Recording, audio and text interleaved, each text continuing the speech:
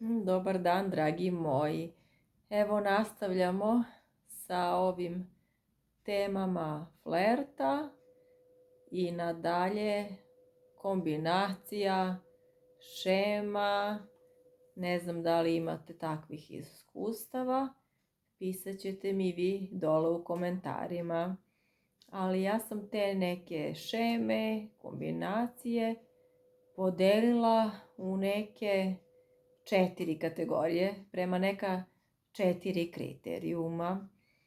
I prvo bi bilo, odnosilo bi se na to da li se susreti odvijaju redovno, konstantno, to bi bile te afere, ili samo pak onako ad hoc, periodično, povremeno i retko.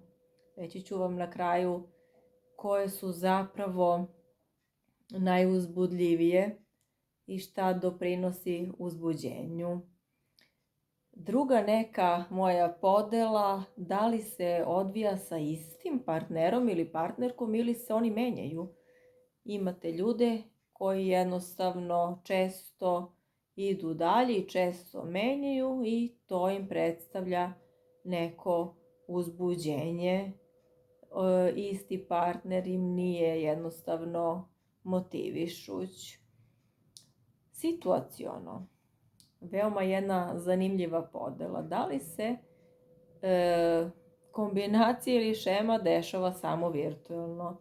Zaista postoje takvi odnosi, takvi flertovi sa pređenom granicom, bilo da su ljudi u istom gradu, bilo da ljudi možda žive i u različitim državama, ali zaista održavaju jedan intenzivan takav odnos online, to jest virtualno.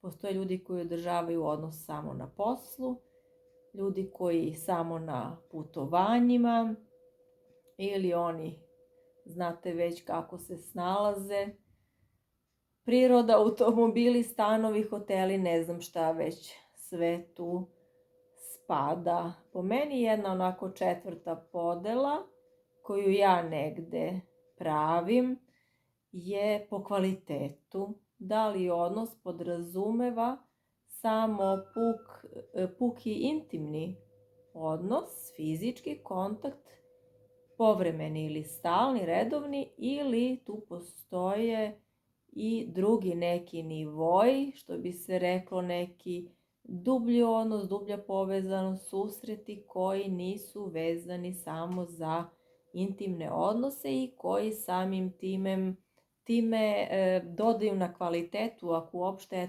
takvi odnosi mogu da budu svrstani pod neki kvalitet.